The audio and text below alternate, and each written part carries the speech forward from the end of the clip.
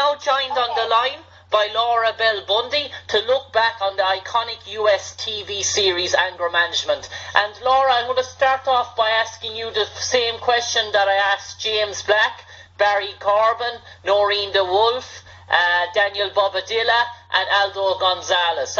How did the opportunity arise for you to come in season 2 and be cast as Dr. Jordan Dimby in Anger Management? Well, ironically, I had just returned from doing a European music tour, and the last city I was in was Dublin. Yeah.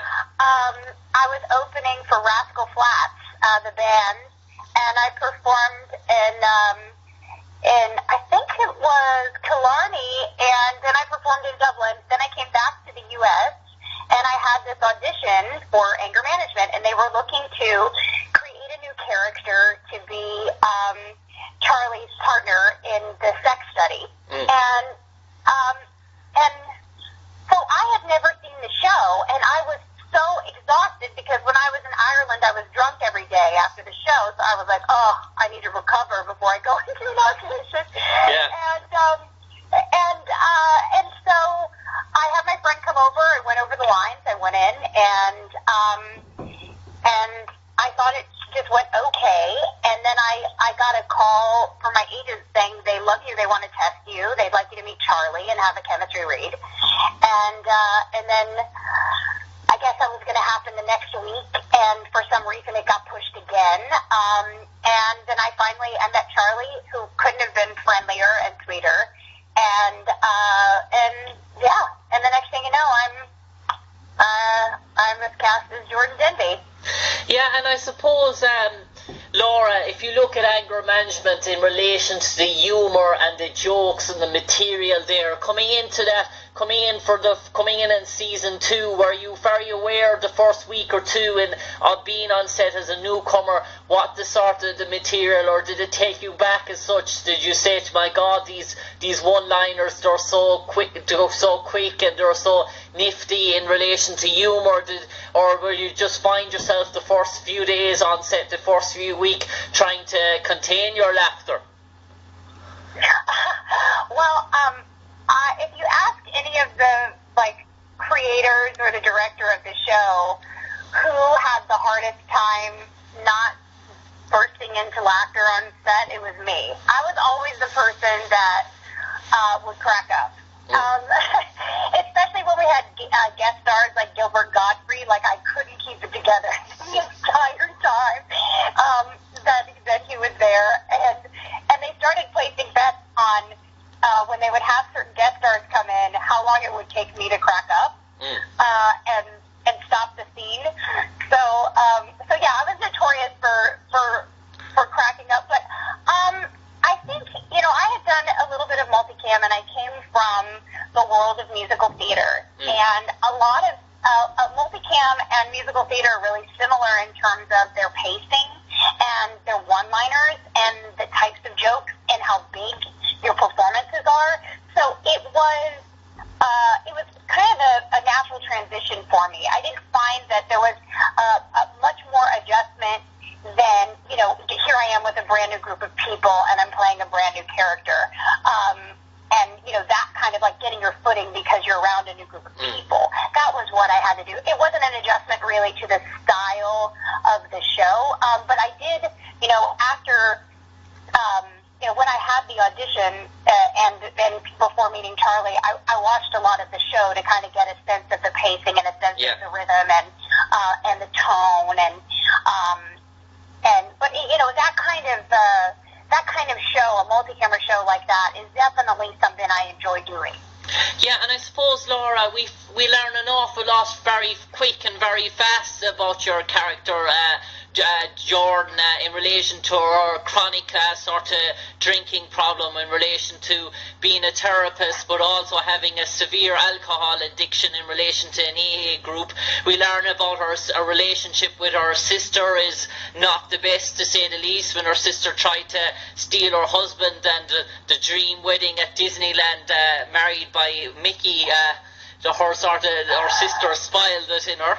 And in relation to then, we learn so much about your character when you try and take over Charlie's therapy group, and the sort of the humour, the niftiness, how the therapy group sort of react to this jolly sort of goody two-shoes sort of therapist that is trying to come in and sort of dictate what they're trying to do. Sorry, my dog was barking. No problem. You learn a lot about Jordan right away. You really do. I mean, she's almost just entirely a train wreck when she comes in to have her meeting, and has a kind of a meltdown, and then she's totally out of her element. She reveals too much about herself right away, and Charlie's like, oh Jesus Christ, this woman needs therapy, just like the other people in my group. So, but that was what attracted me to the role too, is that she was just a hot mess, and ultimately she wasn't a hot mess in terms of if you compare Jordan and Charlie, like he was always getting into these.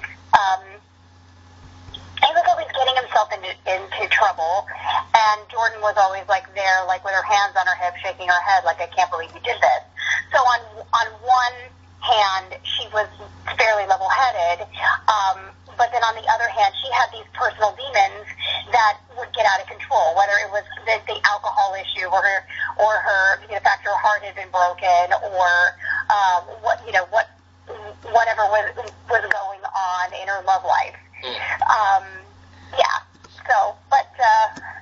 But yeah, right away. I mean, you do learn a lot about her. I had so much fun when they let me play my evil twin. Yeah. And they wrote that episode, and it came like actually the first day I worked. I said, "So what are you gonna do? Are you gonna do a Patty Duke episode where I get to play my evil twin?" And then I don't know, 4 to 6 episodes later, I'm playing my evil twin. Yeah, and I suppose, Laura, there was not only your chemistry with Charlie, but you also had a good chemistry there as well with Noreen the Wolf, and in relation to Michael Arden, some real funny sort of moments. And I suppose the episode that stands out to me in relation to Noreen the Wolf was when Lacey tries to hijack your CV in relation to trying a quick scam scheme for Lacey, trying to sell eggs, pretending to be you in this maternity sort of hospital, and there's sort of the humour of that sort of brought when you found out that Lacey was trying to connive against you. And in relation to Patrick, then Michael Arnold trying to upstage you in your rehearsal for your AA meeting, where you sing Jose Mi Amore. I think I was watching it there today on YouTube. It had something like 70,000 views, that clip of you singing Jose Mi Amore. Yeah, it's funny. I think for both Michael and I, that was one of our most favorite episodes we did of the show, because they didn't really write a lot for us. But they knew that we could both sing. So, and Michael. So, Laura, you were just speaking there about Michael Arden in relation to you being able to sing away with him, and that was one of the highlights for both of you on the show?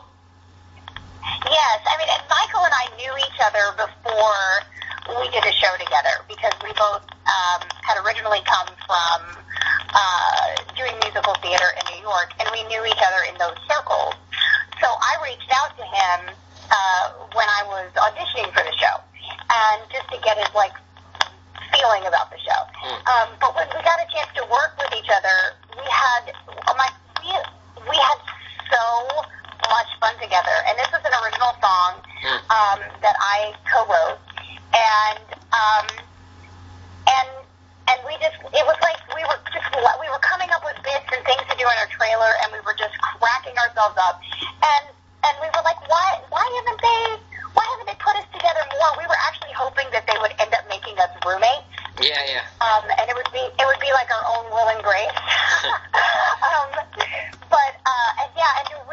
Noreen and I also became close because we were the women of the show. Yeah. And we had a nice friendship. We just loved spending time together, and and yeah, so I loved. Look, any opportunity I got to work with Noreen or Michael, truly, and I also loved working with Charlie too. Yeah, and we all know about the relationship, that rocky relationship that yourself and Sean had on in relation to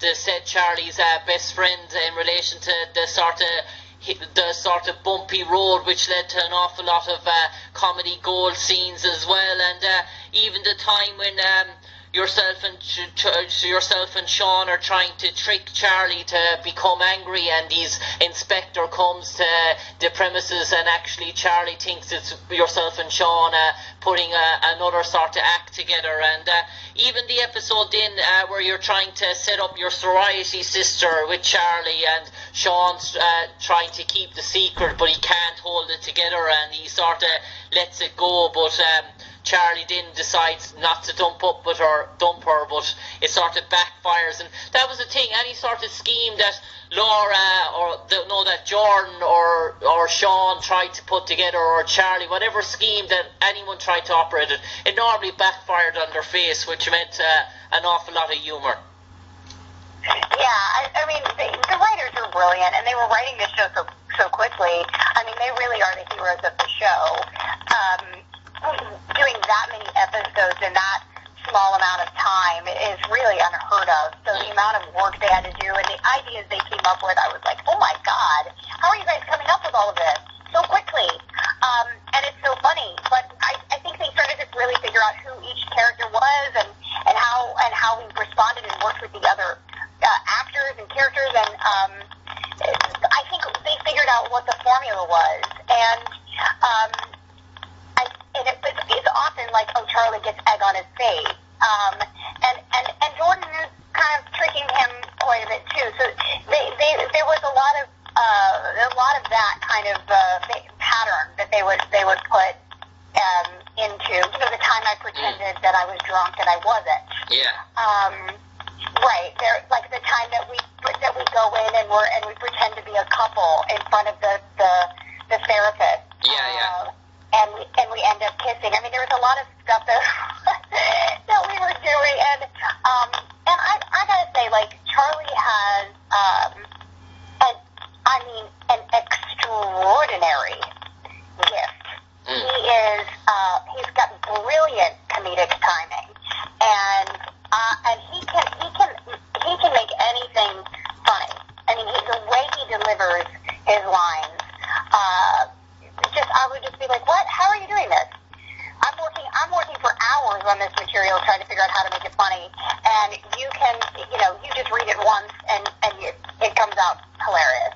It's just his delivery, and the writers also really got to know what his delivery was as well. And they wrote really well to him. Bruce wrote really amazing for Charlie, I think. Yeah, Laura, before we let you go, I know you've visited Ireland before in the past, and I did a bit of research there. You spoke about going up in a hot air balloon in Ireland, and just I'm going to rejig a bit of your memory now about your time in Ireland. We've been running this celebrity quiz now for the last year. We've had over 50 celebrities take part, and it's simple 10 questions, simply how well do you know Ireland? We've actually, James Black scored 5, and I think you've mentioned maybe one of the answers to one of the questions so far. I say 2 answers anyway, but if you'd like to give it a go. Okay, sure.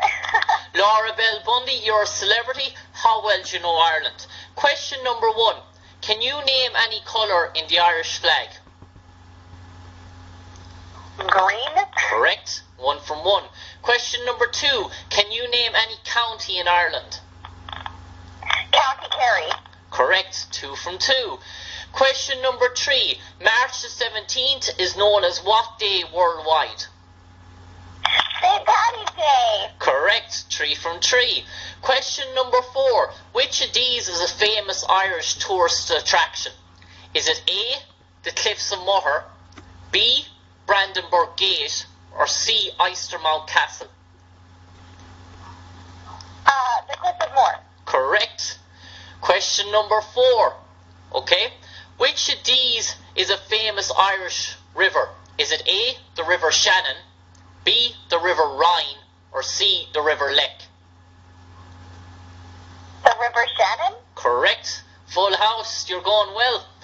Question number 6. Yeah. Question number 6. Can you name any famous Irish sports star? And I'll give you a hint. This guy fought Floyd Mayweather in a much publicised event last year. Oh, the boxer. No, he was like a fighter. He was like an all-around fighter. Oh, I don't remember his name. Oh, daggone it. Okay, Laura, next question, okay? Which famous alcoholic beer was founded in Ireland? Guinness. Correct. Okay, Laura, you're going very well now. Okay, next question. Ireland was once occupied by what country? And it's our neighbours across the pond. Great Britain. Correct. Question number 9, Laura. Okay, which plant or shrub is the national symbol of Ireland? Plant or Shrub. Shrub. Yeah. Plant or shrub. Four-leaf clover. Correct. And final question, Laura Bell Bundy. Can you name any famous Irish actor or musician?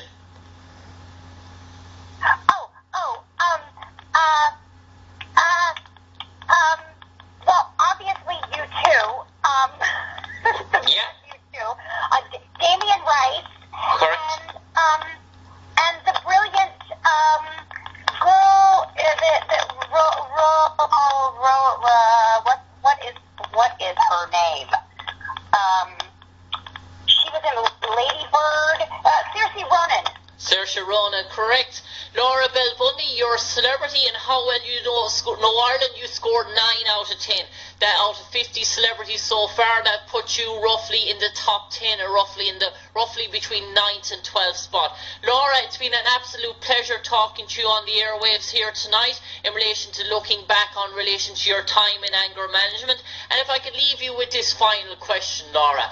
In time to come, if someone said, Laura Bell Bundy, how would you like to be remembered for your role as playing Jordan Denby in anger management, and they put it in a dictionary and they left 2 empty sentences underneath, what would you like those 2 sentences to read? Well, okay.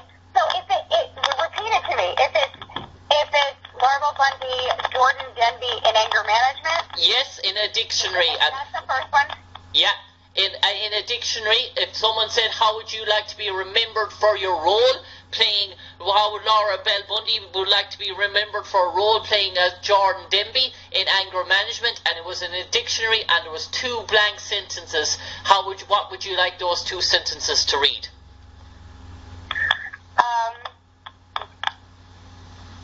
But surprisingly, she was an advocate for women's rights. Yeah. And also a wonderful wife and mom. Wonderful wife and mom. Laura, it's been an absolute pleasure talking to you tonight, and we marvelled at your role playing Dr. Jordan Denby in anger management. I know you're a real household name, US American musician. You've travelled all over the world with your country music, and acting is something you have a real talent and a passion for as well. And Laura, we wish you all the best in your future endeavours. Thank you. Yes, thank you so much. Glad to be a part of this. Cheers.